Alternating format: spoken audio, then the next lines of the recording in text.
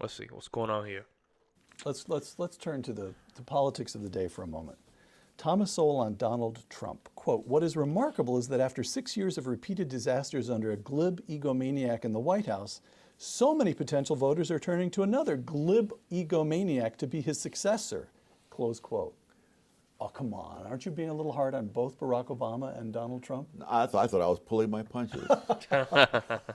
Donald Trump is simply not suited to be president? I think that's true as an understatement. All right. Nor is the current president. I was going to say Barack Obama is the president. Yes. Glib egomaniac. How bad has he been? Where does Barack Obama rank in your mind, you who know so much history, among the worst American presidents? He has displaced Jimmy Carter from that position.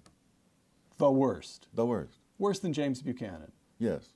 Worse than Richard Nixon. Yes. All right.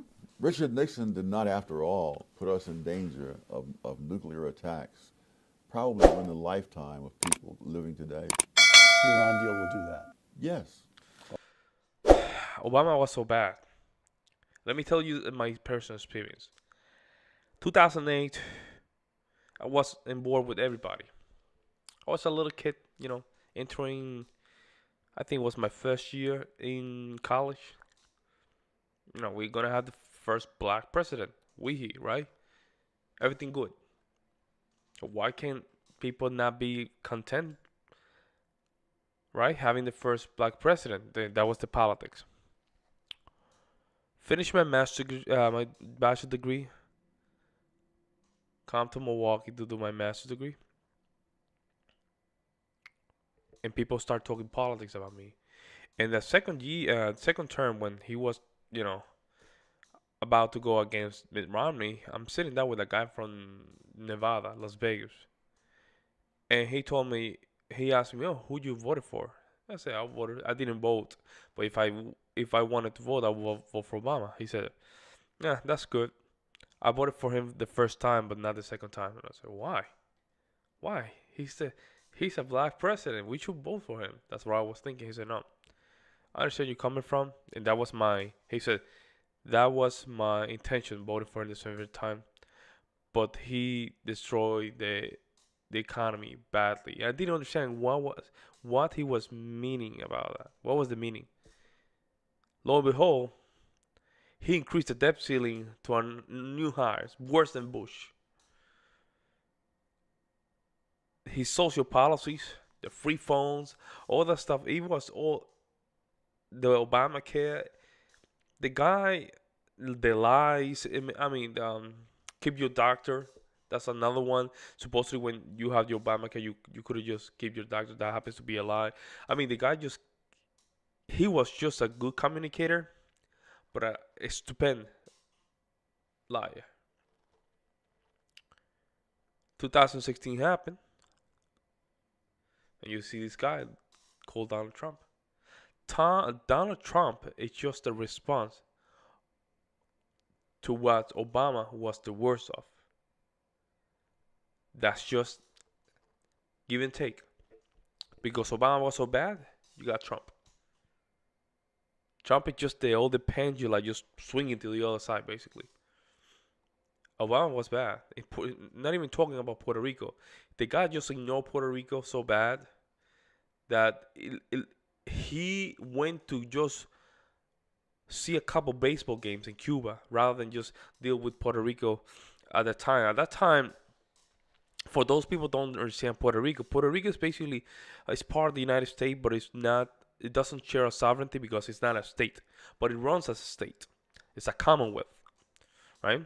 Does that mean that we have a governor, but the governor only represent the autonomy of the island, which is the state, but it doesn't share the sovereignty, which is just basically allowing us to just vote for the President of the United States, or sharing the House and the representatives in the Senate, right?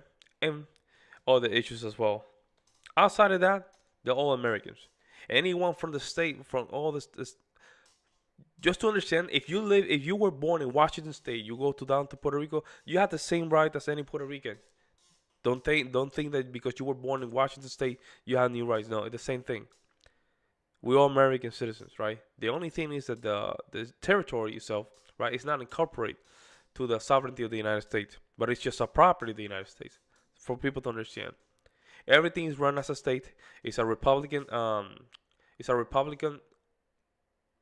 conservative governor. How can I say this? Their structure is a Republican system, which is three branches, a government, and it just runs like any other state, and it has state rights. And there's state Supreme Court and federal courts as well, right? Anything that is just deciding the federal government just come down to the state. The only thing that they can represent them is a commissioner that goes to the House or to Congress to just get some money in, right? But for people to understand, Puerto Rico is nothing different for any other state. Rather, they cannot just vote if they don't have representatives. And every American that is born in that island has the same rights if they move to a different state. Nobody that is born in the state has better rights than the one in Puerto Rico. I can move to Puerto Rico, I can stay here in Wisconsin for 10 years, and I can be president of the United States. I'm allowed by the Constitution of the United States to do so because I'm a born citizen, right? I'm a born citizen. I'm a natural citizen. I'm a born citizen of the United States, 4th generation. Okay, that out of the way. So, just to bring it back, Obama needed to deal with Puerto Rico by that time because Congress was going to pass something called promesa. Promesa just basically give the federal government power over the state to control the finance of the autonomy of the state because they were in bad shape. They were making a lot of bad they were making bad decisions with their money. They were in a huge debt. But it was unconstitutional, but it was still passed through Congress because the federal government cannot go beyond state rights, right? But Puerto Rico was so bad that they didn't have representatives in Congress to defend that. That's why Congress did it. Because it doesn't share the sovereignty of the United States. That's my position on this. And instead of Obama just going to Puerto Rico to negotiate to see what is going on, he went to Cuba for a week. Just watching some ball game, some baseball, in a place that they don't even like him. And I think it's because there's all the things that I want to talk about that make it obvious what Obama really wants or was. And it starts with a C. We're committed to stopping the Israelis from stopping the Iranians from getting a nuclear another weapon. one. That's part of the deal. $1.5 billion for the Iranians. Why, man? When I interviewed George Gilder about 6 or 7 months ago, George Gilder known to both of us, he contended that with the right policies, the economy, coming back to the international scene in a moment, but the economy would actually turn around quite quickly. The American economy can be revived quite quickly. Cut taxes, peel back regulation, and you'd see another version of the early 1980s. Mm-hmm. You agree? Yes. All we have to do is get out of the way in a certain sense. Yes. I mean, there was when Warren Harding took office in 1921, the unemployment rate was around 12%. Oh, that's high. Warren Harding did absolutely nothing. As the government's revenue fell because of the downturn, he cut government spending. Now both those things are things that drive the Keynesians crazy. Right. The following year, unemployment had fallen to about half that level. Within a year? Yes. And then a year after that, it fell yet again.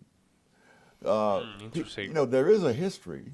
The first time the federal government intervened in the economy to get us out of a downturn was in 1930.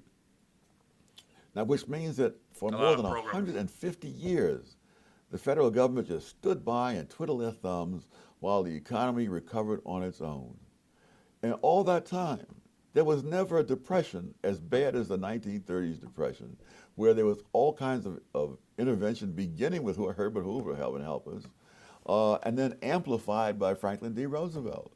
So in terms of you looking at what happened as a matter of fact, again, there was no Federal Reserve prior to 1914. Mm-hmm. The Federal Reserve. That's another one. The Federal Reserve, based on a lot of forums that I've been and a lot of things I've been reading and watching, is the enemy number one of the United States economy because it print money that has no representation.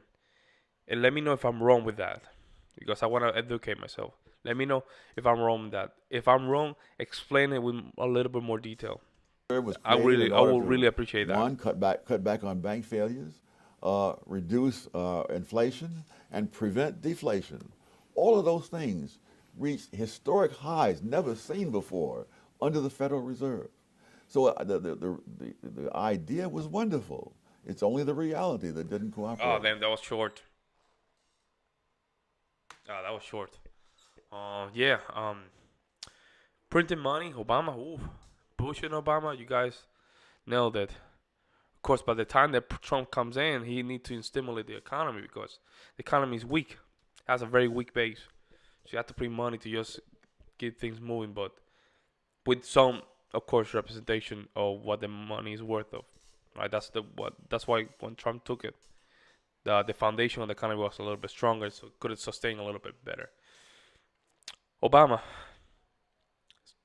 immigration, that's another problem. The guy was so lazy about talking about immigration. That's another one I didn't understand. Like, why you not taking immigration so serious? You're making these mixed signals to the public, right? I don't know. It's just the guy just he was a senator from Chicago in 2 years I think it was, and then they throw him as a president because he's a good looking, nice, charming guy. Nothing to do with the fact that whether he's good or not to be a president. He's like a little puppet. Yeah. By the time I was blind, very blind. My goodness, you couldn't tell me anything. I was blind as hell, man. Not even talking about how Putin would just do whatever the hell he wanted to do while Obama was, in office. Because Putin knew that Obama didn't have the courage to just stop him. Didn't have the courage because he wanted to be the peacekeeper, the Nobel Prize guy, like the one that never wanted to initiate a war, but let just the entire world just burn in hell, right? Kind of thing. No, you move with courage. He didn't move with courage. He moved with fear and worry about what people will think about him, and then just complain about Fox News. But man, you have over I don't know, over 10, 15 news network just praising you. Well, one news network that goes against you, it's not gonna be bad, I guess. But I don't know. Even today, a couple of days ago, he was talking about censorship. I think it was. That's another video I have to react to because I haven't watched it. I saw some of the headlines.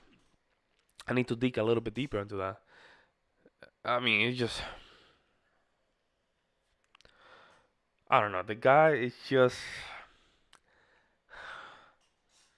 I just simply don't know, man.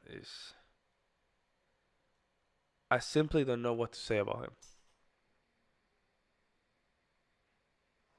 I think it's just one of those moments in history in the United States that in 50 years we're gonna look back and say, "Why we we'll see and we'll look back and just have that as an evidence that you never elect someone based on your race because this is what happened."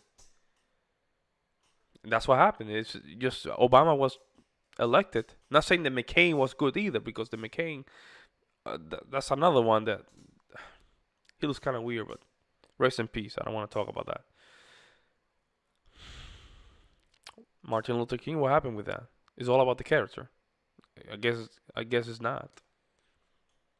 Let me know in the comment section below. Let me know if I'm wrong or do you agree with everything I'm saying. If you don't agree with everything I'm saying, just comment in the section below. If you agree.